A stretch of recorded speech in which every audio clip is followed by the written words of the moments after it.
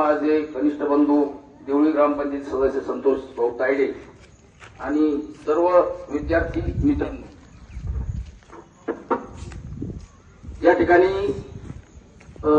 मार्गदर्शन हा शब्द दिला गेला, परंतु मार्गदर्शन करणे इतका मोठा मी अजिबात नाहीये।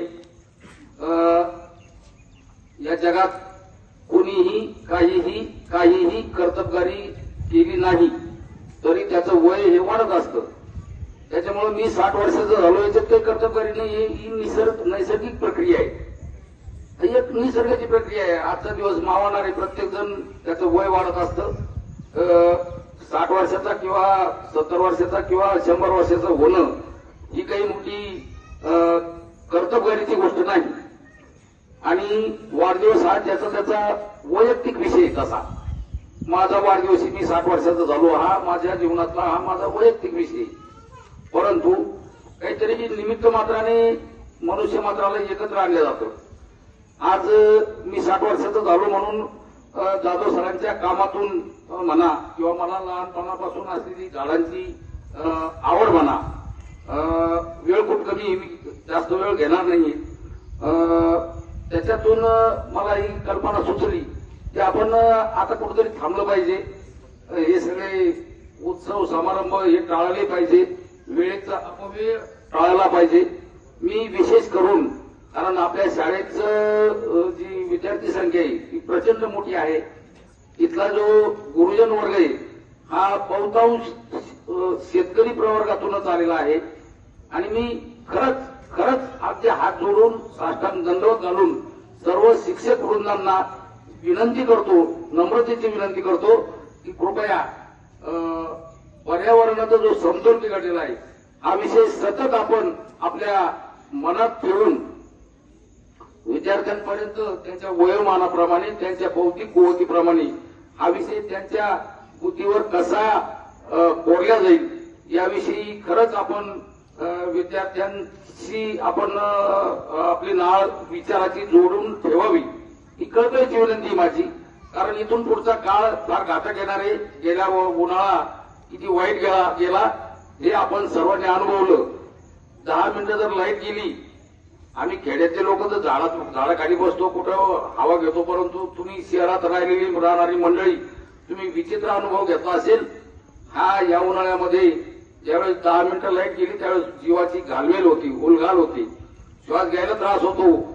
आजच जर ही परिस्थिती पर्यावरणाची असेल तर आणखी येणारा 5 वर्षाचा, येणारा 10 वर्षाचा ही जी बालकं आहे ही वयात येताना यांचं जे भवितव्य आणखी 10 वर्षांना या बाबतीत, शुद्ध हवेच्या बाबतीत किंवा पर्यावरणाच्या बाबतीत, पर्जन्यमानाच्या बाबतीत किती वाईट काळ आपल्या भोवती वाढून ठेवलेला आहे, किती वाईट काळ।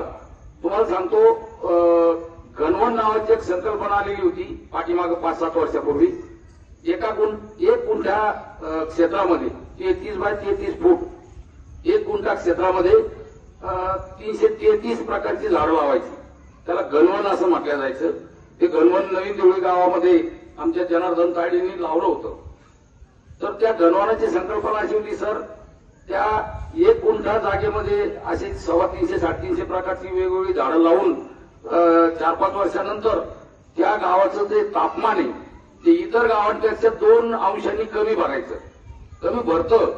तुम्ही आजही तुम्हाला सांगतो, अगदी विश्वासाने सांगतो, तुम्ही वृक्ष लागवड वाढवा, तुम्हाला बरोबर तापमान त्या ठिकाणचं कमी झालेलं दिसेल। आमच्या आल्हादायक वातावरण राहतं, शुद्ध हवा, तापमान कमी। तर मित्रांनो, मी फार काही बोलणार नाही। आज मला या ठिकाणी म्हणजे येण्याची संधी उपलब्ध झाली, माझी इच्छा तयार झाली होती, परंतु जाधव सरांनी आपल्या व्यवस्थापनाला रिक्वेस्ट केली, तुमचा जवळजवळ 20-25 अर्धा मिनिटं किंवा अर्धा तास वेळ आम्ही विद्यादानाचा वेळ घेतला, त्याबद्दल मी सर्व गुरुजनांची, सर्व विद्यार्थ्यांची, व्यवस्थापनाची माफी मागतो।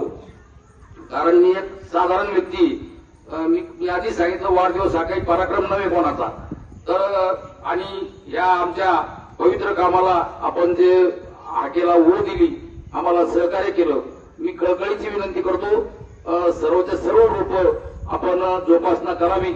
आपले सर्व लोक खूप चांगले आहेत, सगळे गुरुजन वर्ग विद्यार्थी खूप चांगले आहेत, शेतकऱ्याचीच मुलं आहेत. माझे 2-3 नातवंड 3-4 नातवंड या शाळेत शिकतात, पुतण्यांची मुलं. त्याच्यामुळे शेतकऱ्यांचीच मुलं आपल्या शाळेत आहेत. तरी कृपया या झाडांची आपण जोपासना करावी आणि पर्यावरण संवर्धनाचा विषय सतत मनात ठेवावा एवढी कळकळीची विनंती करतो आणि थांबतो. पुन्हा एक वार सर्वांचे आभार मानतो. जय हिंद, जय महाराष्ट्र.